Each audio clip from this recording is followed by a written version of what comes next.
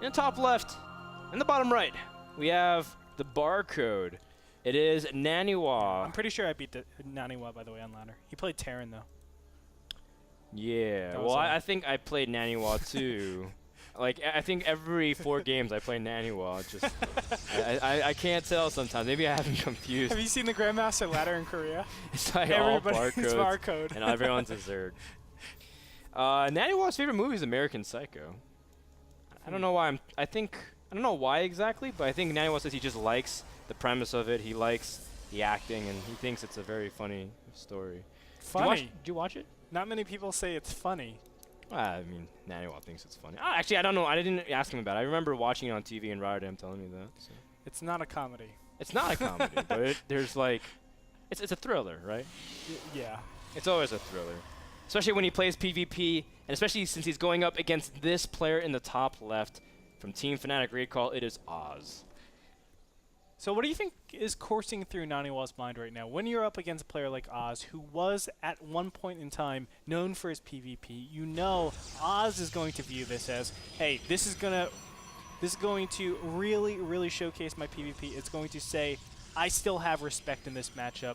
I'm really good in it. What is going through Naniwa's mind? This is a proving grounds. Naniwa hit another turning point in MLG just a few weekends ago. People are saying, oh my gosh, Naniwa's my favorite player. It's like, yeah, sure. It wasn't a couple weeks ago. It's the same people that like lit him on fire. It's the same people that are praising him one week and then the other. But Naniwa, this is an opportunity for him to really say, I've truly changed. This is how my playstyle is really is forthcoming. It's progressing to a point where I'm stable. Because before, it would seem like Naniwa got very lucky in some of his GSL rounds. Even he would admit sometimes that he felt like he got a little bit lucky with some of the decisions, some of the builds, even the matchups. But PvP, Naniwa's very solid on. He has a 64% win rate in PvP. And, you know, he did lose to Oz earlier this season. But I feel like that was during a time where Naniwa was kind of disrupted because he was practicing at Lone Star and he was playing all this stuff. When Naniwa's focused, I feel like he can compete on any level.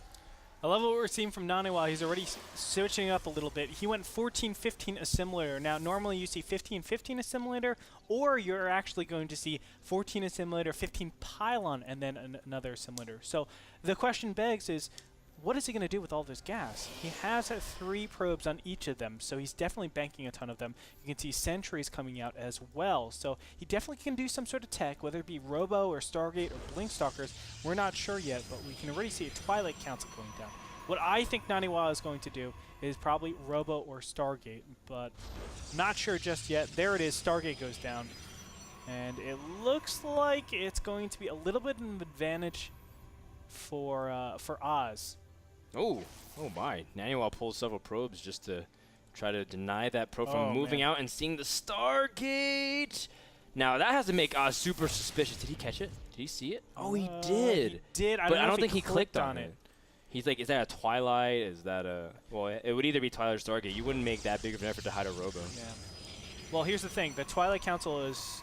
If you look on the minimap of Oz, Twilight Council is not that big. So he knows it's either Gateway or Stargate. That's it. Robo isn't that big either. So you can really relegate it down to those 2 options. Wow. Probably going to assume it's going to be something like Stargate, and that's why we see this Nexus. It's like, okay, I know no big pressure is coming up that soon. I can go ahead and throw down this Nexus. Now, he is flipping the coin a little bit here because Naniwa could be doing some sort of 4-gate pressure directly after this. Instead, he's going for Robotics Facility, which is slightly more, not efficient, but safe, conservative. Yeah, you get the Phoenixes out, you expect them to go Stalkers and Blink and try to be really safe, then you get Immortals out, and you can generally be very safe for an expansion because of how much you're able to harass in combination of defend the ramp. This is a build that we saw Puzzle do a lot in Season 3. I really liked it the first time I saw it. And I think Naniwa, he's shown a couple of times also in his previous matches. Oz, meanwhile, he's going to be on 2 bases, but Naniwa doesn't have that intel. He doesn't know his opponent's really doing anything. He just popped into the natural and backed out immediately. So, I mean, if Naniwa knew, he would he would obviously feel more inclined to put on pressure. But in this scenario, I think Oz has played his cards very well. I think so. He has a Very pylon over well. here. He Did he see the I think he really did Phoenixes? see the Stargate, because the way he's gearing everything is like... Oh, no, he did. He 100% did. Is seeing the Stalkers I mean, in the you don't put your Stalkers and Sentries inside your mineral line for no reason. You have to know your opponent's going Stargate. He knows his opponent's gone Stargate and conveniently moves all of his units down. Now, Blink is already up. This is, like, perfect for Oz. And as you can see, Naniwa is just getting into the base. There is a variation to make more Phoenixes from here, but it's smart to actually just go 3 and then get something like your Robotics Facility tech. Now, Blink is already up, which really gives map control back to Oz. Oz is going to try to take that map control by just going out into the middle of the field and really pressuring his opponent, making it very uncomfortable for Naniwa to be out in the map anywhere. And it's going to put pressure on his opponent. He can potentially lose his Nexus if Naniwa doesn't go down there, because you can easily get force fielded and then your Blink Stalkers just take and pave the way for victory. Yes, we've been seeing lots of Protoss players really utilize this little space between the main and the natural ramp to get a concave from the low ground. We do see Oz trying to get a probe into there, trying to see if he can get a pylon up, and that's going to sabotage a ramp, and Naniwa needs to defend this, but he's not in position to. One Immortal gets sectioned off, not able within range. Naniwa also misses one force field, does manage to get another one, trapping all the sentries, but that also traps a lot of the Zealots, and they basically trade sentries for Zealots. Who came out better in that situation, Andre? By far, Naniwa. I mean, Naniwa is looking so good from here. Yes, he loses all of his Zealots, but... Oh! The big Blink sniping one Immortal. The proxy pylon still doing massive amounts of reinforcements. And Oz, he's going to be able to pick off these sentries. The Phoenix has finally come back, but there's really just Immortals. Only Immortals left. Never mind, Frodan. That pylon on the low ground actually flanked with a ton of Zealots, and that forced the Immortals all the way back. I was like, why are you not engaging against this? Your Immortals do so much damage, but now Naniwa going to lose his Nexus. This is so unfortunate for him. This one single pylon helped out Oz so incredibly much, and now you can see Naniwa is just struggling to get down the ramp, do something of value. He can't do anything, though, Frodo. I mean, Oz played this perfectly, really establishing the map control after he shut down the Phoenix Arrest so very easily, took the expansion so fast, got the economic advantage. He basically was able to have his cake and eat it. Yeah, Naniwa was forced to go back to the drawing board, dropping 2 more gates. He was on 2 gates the entire time. And was not able to really benefit at all from the Nexus. A perfect timing from Oz. Just as the Nexus finishes, he's able to punish it. Now there's 4 Immortals. And Stalkers pretty much get instantly destroyed. So Oz has to be very cautious. Naniwa still has an unbreakable force if you just force field correctly. Naniwa doesn't really have a way to go down the ramp, though. When you go Immortal Sentry, yes, it's so powerful, but against Sentries and the low ground, you can't really do anything. You're going to be force fielded. Now, there's a couple options. You can do Warp Prism, which is, I see a lot on ladder, but I think it's a lot worse. The other better way is to go Colossus, but I think Naniwa in this position is saying, I have no time for Colossus. If I go Colossus, I have to wait 2 whole minutes.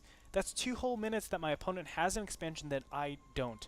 That's 1,000 more minerals, 400 more gas. I can't do that. That's why he's opting to actually move out with this Warp Prism and just anything he can muster up with those Warp Gates. Still, it's going to be something so very difficult for him to accomplish. As you can see, units are already back at home. Colossus is on the way out, and don't forget those Stalkers over here. Definitely, very easily, just blink up on top and do a ton of damage. Well, Naniwa now infiltrating this base. Now he's going to drop the 2 Immortals, trying to target down the Stalkers immediately and trying to save the Immortal as well. Great job. Good micro from Naniwa. Needs to just kind of warp in more units, and all of a sudden Oz is in danger of losing a lot as well. That's going to prompt Oz to be very aggressive. He traps the sentries. Gosh. Oh no, Naniwa, that's his ability to hold off the pressure.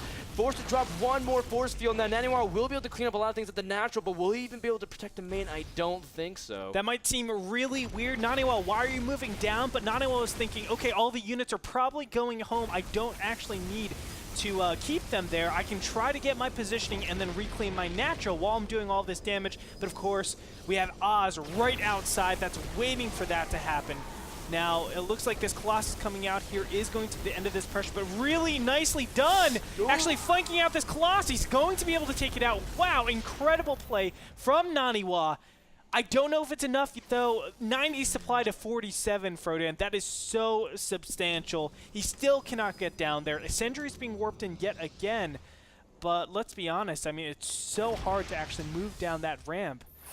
And with 4 sentries out there, that's basically unlimited amounts of units. Yeah, 5 is the magic count, but he does trap some of the units. Gonna force the engagement. One Immortal does drop, but all of them just his sentries. Yeah. Has to be kind of cautious about it. Oh, another force field could trap some of the units, but he does let it go. Naniwa still moving around with the Warp Prism, trying to see whatever he can take. Maybe drop and take this watchtower. Oz is now saturating and double pumping probes. Actually, just kidding.